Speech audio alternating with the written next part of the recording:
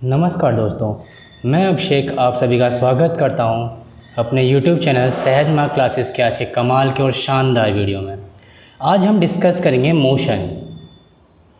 आज हम मोशन को अच्छे से जानेंगे और समझेंगे कि हमारे डे टू डे लाइफ में मोशन किस तरह से वर्क करता है, कितनी टाइप्स की फॉर्म होती है मोशंस की और कौन कौन से फंक्शंस होते हैं। तो ये कुछ आपके मेन टॉपिक्स हैं जो आपको बोर्ड्स पे दिखाई दे रहे हैं स्क्रीन पर। मोशन पढ़ेंगे हम, साथ में यूनिफॉर्म और नॉन यूनिफॉर्म में मोशन में डिफरेंस जानेंगे, डिस्टेंस और डिस्प्लेसमेंट में क्या डिफरेंस होता है, स्पीड कैसे फाइंड आउट कर सकते हैं हम, average speed, velocity, acceleration, retardation और एवरेज वेलोसिटी।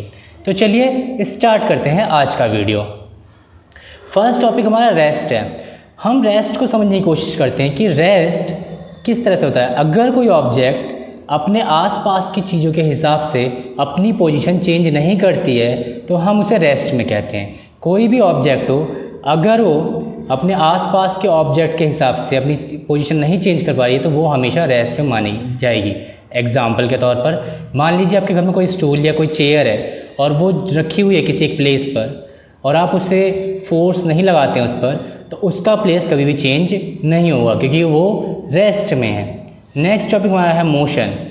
मोशन को हम इस तरह से डिफाइन कर सकते हैं कि जब भी कोई बॉडी या कोई ऑब्जेक्ट टाइम के साथ में या विद रिस्पेक्ट टू टाइम अपने पोजीशन को चेंज करती है तो उसे हम मोशन कहते हैं। कोई भी ऑब्जेक्ट अपने सराउंडिंग के हिसाब से जो अपना प्लेस चेंज करती है दैट इज कॉल्ड मोशन।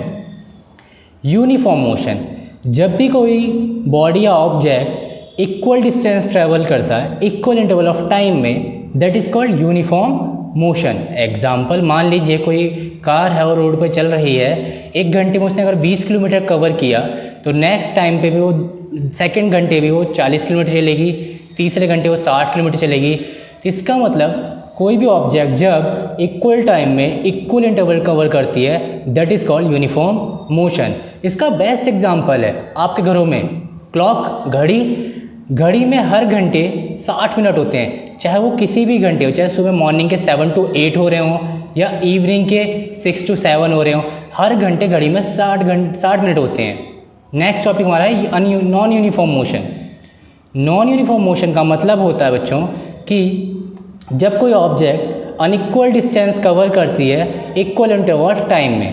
जैसे कि हमने एग्जांपल लिया था, मान लीजिए कोई कार है और वो रोड पर चल रही है, पहले घंटे उसने 5 किलोमीटर कवर किया, नेक्स्ट घंटे उसने 10 किलोमीटर कवर किया, पर हो सकता है कि इंजन गर्म होने की वजह से अगले घंटे वो 2 किलोमीटर चले या ड्राइवर जो चला रहे हैं उसे वो थक गए हों और अगले घंटे वो कम वर्क करें। तो इसको हम नॉन यूनिफॉर्म मोशन कहते हैं, जब अनइक्वल डिस्टेंस बराबर डिस्टेंस कवर ना की जाए इक्वल इंटरवल ऑफ टाइम में। नेक्स्ट टॉपिक हमारा है डिस्टेंस। डिस्टेंस को इस तरह से समझिए, 2 पॉइंटों के बीच की जो लेंथ होती है दैट इज कॉल्ड डिस्टेंस। जैसे मान लीजिए आप अपने घर से स्कूल जाते हैं तो वो एक लेंथ है, आपके घर से और आपके स्कूल की जो लेंथ है उसके बीच की जो लेंथ है उससे हम कह सकते हैं डिस्टेंस। डिस्टेंस जो है वो कभी नेगेटिव नहीं हो सकती। डिस्टेंस की एसआई यूनिट मीटर होती है और इसकी SI unit it is a scalar quantity. Scalar quantity क्या होती है बच्चों? एक ऐसी क्वांटिटी जिसमें हमें केवल डिस्टेंस की लेंथ मिल सके, केवल मैग्नीट्यूड प्रोवाइडेड हो, जिसमें कोई भी डायरेक्शन प्रोवाइडेड ना हो, उसे बोलते हैं स्केलर क्वांटिटी। नेक्स्ट टॉपिक हमारा displacement, the shortest distance between initial point and final position. इस तरह से हम कह सकते हैं कि एक पॉइंट और 2 पॉइंट के बीच का जो सबसे छोटा रास्ता है उसे हम डिस्प्लेसमेंट कहते हैं। जो शॉर्टेस्ट डिस्टेंस या शॉर्टेस्ट लेंथ होती है किसी बीच के दो पॉइंटों के बीच की जो सबसे छोटा रास्ता होता है, इस चीज़ को हम डिस्प्लेसमेंट कहते हैं। डिस्प्लेसमेंट की ऐसा यूनिट भी मीटर होती है और डिस्प्लेसमेंट 0, पॉजिटिव, नेगेटिव हो सकता है। डिस्प्लेसमेंट में हमेशा हमें वेक्टर क्वांटिटी देखने को मिलेगी। इसका मतलब हमें मैग्नीट्यूड गिवन होगा, साथ में डायरेक्शन भी हमें गिवन होगा। Next topic speed. जैसा कि हम जानते हैं speed of a body is the distance travel by per unit time. Per unit time में अगर कोई ऑब्जेक्ट जितना डिस्टेंस कवर करता है उससे हम उसकी स्पीड कहते हैं, या इसे इस तरह से कह सकते हैं कि 1 सेकंड में कोई भी ऑब्जेक्ट जितने मीटर की डिस्टेंस कवर करता है उसे उसकी स्पीड कही जाती है। मान लीजिए कोई ऑब्जेक्ट है जो ज़्यादा तेज चलता है तो उसकी स्पीड ज़्यादा होगी और कोई ऑब्जेक्ट स्लो कवर करता है डिस्टेंस को तो उसकी स्पीड कम होगी। स्पीड की ऐसा यूनिट होती है मीटर पर सेकेंड। स्पीड स्केलर क्वांटिटी है और अभी हमने स्केलर क्वांटिटी जाना था कि स्केलर क्वांटिटी का मतलब होता है मैग्नीट्यूड। मतलब स्पीड, जब भी आप किसी से स्पीड के बारे में पूछेंगे, स्पीड आपको बताई जाएगी तो उसमें डायरेक्शन मेंशन नहीं होगा, उसमें आपको डायरेक्शन के बारे में बिल्कुल नहीं बताया जाएगा। आपसे बस एक मैग्नीट्यूड, एक लेंथ या एक डिस्टेंस दे दी जाएगी। फॉर्मूला होता है स्पीड का डिस्टेंस अपॉन में टाइम।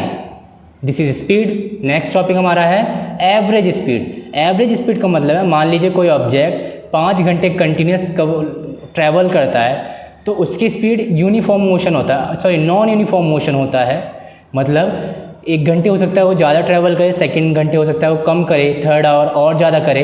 तो इस तरह से हम कैसे एवरेज स्पीड निकालते हैं? Average speed of a body is the total distance travel divided by total time taken to cover the distance.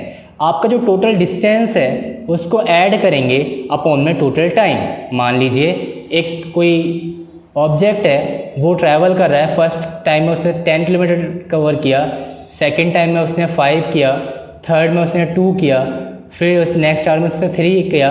तो हम इन सभी को टोटल कर लेंगे और जितने आवर्स होंगे उससे डिवाइड कर देंगे। क्लियर है बच्चों? नेक्स्ट टॉपिक आपका है velocity. This is a very important point. Velocity of a body is a distance travel by per unit time in a given direction.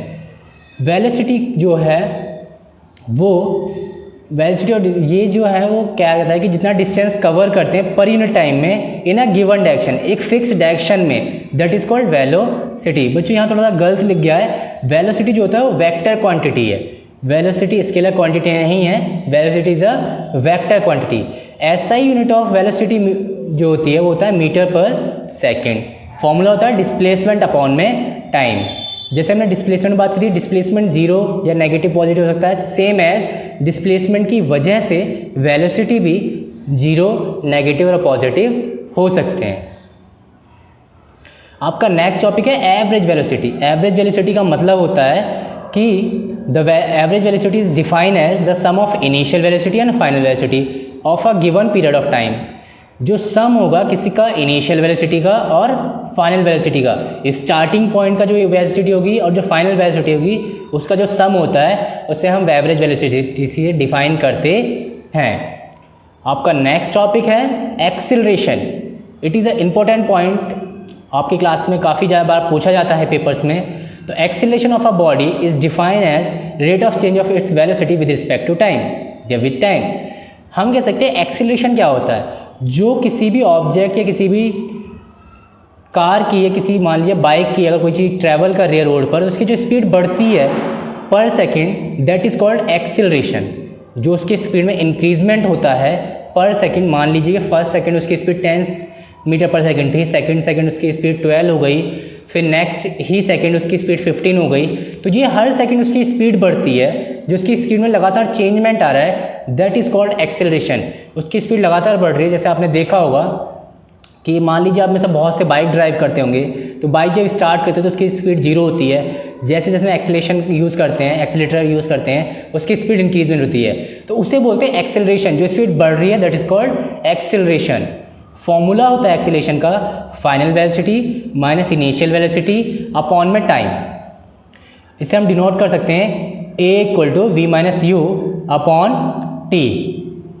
ऐसा यूनिट होती है एक्सेलरेशन की मीटर पर सेकेंड स्क्वायर। क्या होती है? मीटर पर सेकेंड स्क्वायर। नेक्स्ट टॉपिक आपका है रिटार्डेशन। रिटार्डेशन को हम इस तरह से डिफाइन कर सकते हैं, इस तरह से समझ सकते हैं कि a body set to be retards if its velocity decreases. अगर उसकी वेलोसिटी डिक्रीजमेंट हो रही है दैट इज कॉल्ड रिटार्डेशन। जैसा हम जानते हैं अगर हम रोड पर ट्रैवल कर रहे हैं तो ऐसा नहीं है कि रोड हमें क्लियर मिलेगा और हमारी स्पीड हमेशा बढ़ेगी। हो सकता है ट्रैफिक मिल जाए या जाम मिल जाए या ब्रेकर आ जाए। ऐसे कंडीशन में ब्रेक को अप्लाई करते हैं और स्पीड लगातार डिक्रीज होती है, एक्चुअली वेलोसिटी डिक्रीज होती है उस कंडीशन में। और जब वेलोसिटी घटती है तो उस पॉइंट को हम रिटार्डेशन कहते हैं। आई थिंक आपको क्लियर हो गया होगा कि बढ़ती हुई स्पीड को एक्सेलरेशन कहा जाता है और घटती हुई स्पीड को रिटार्डेशन या घटती हुई वेलोसिटी को रिटार्डेशन कहा जाता है। रिटार्डेशन जो है एक्चुअली एक्सेलरेशन का नेगेटिव पॉइंट है। रिटार्डेशन को -a से डिनोट करते हैं और रिटार्डेशन की भी ऐसा यूनिट जो होती है वो होती है मीटर पर सेकेंड स्क्वायर। नेक्स्ट टॉपिक आपका है बच्चों uniform circular motion. Uniform circular motion, जब कोई ऑब्जेक्ट एक सर्कुलर फॉर्म में रिवॉल्व करती है, एक सर्कल की फॉर्म में रिवॉल्व करती है, तो हम बोलते हैं यूनिफॉर्म सर्कुलर मोशन। जैसे हमारी अर्थ सन के चारों तरफ सर्कुलर फॉर्म में रिवॉल्व करते हैं, या मून हमारे सन की चारों तरफ, या बहुत सारे आर्टिफिशियल सैटेलाइट्स हैं जो हमने स्पेस में छोड़े हैं, हमने और बाकी देशों ने, वो भी अर्थ के चारों तरफ सराउंडिंग मोशन करते हैं। ऐसे मोशन को यूनिफॉर्म सर्कुलर मोशन कहते हैं। When a body move in a circular path with a uniform speed, it's motion is called uniform circular motion. जब कोई ऑब्जेक्ट इसी सर्कुलर फॉर्म में रिवॉल्व करता है तो उसे हम यूनिफॉर्म सर्कुलर मोशन कहते हैं। इसका बेस्ट एग्जांपल आप कह सकते हैं एथलीट्स। जो एथलीट्स होते हैं उनका जो ट्रैक होता है वो सर्कुलर फॉर्म में बनाया जाता है। तो आज की वीडियो बच्चों यहीं तक। मैंने आज आपको थ्योरिकल पार्ट समझाया है यूनिफॉर्म मोशन चैप्टर का। नेक्स्ट वीडियो में हम डिस्कस करेंगे इसके न्यूमेरिकल पार्ट्स की। तो अगर आपको ये वीडियो पसंद आई हो तो लाइक करें, सब्सक्राइब करो, मुझे कमेंट में ज़रूर बताएं कि आपको नेक्स्ट चैप्टर किस वीडियो पे चाहिए और आपको एक और कौन कौन से चैप्टर्स के वीडियोस चाहिए, और आपको ये चैप्टर कैसा लगा इस चीज़ को भी ज़रूर बताएं। Thank you.